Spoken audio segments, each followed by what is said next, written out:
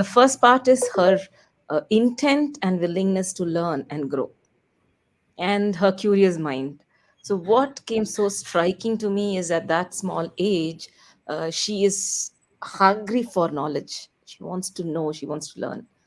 And I have not really heard her say no to many things. She's willing to try out. And at times I do see her childishness coming in.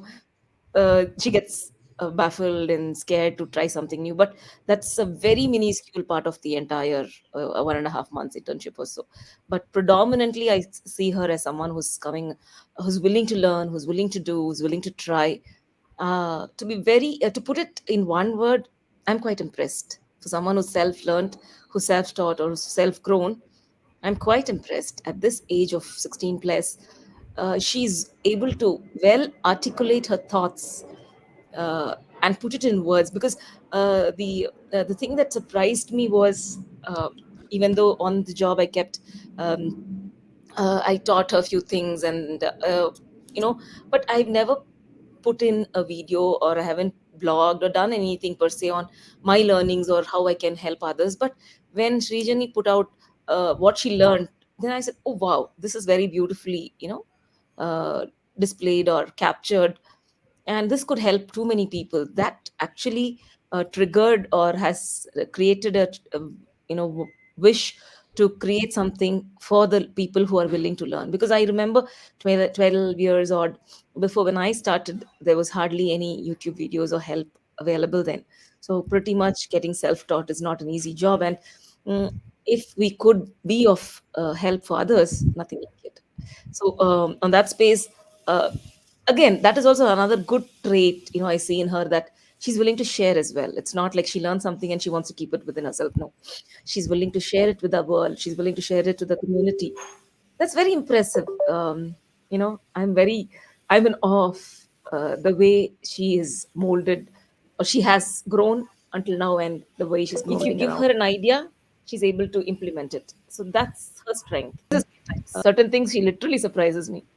So I would wonder what would I have done if I was doing it. So that is very, very impressive. I'm not a believer that a degree is what one needs. That's never been my belief. So even if Mishri would second that, in our cafe or in my kitchen, none of them are qualified people. So all they one was a waiter, one was just out of, I don't know, maybe a 10th or 12th pass out from Nepal, and we just train him, and he's doing the cake art work now.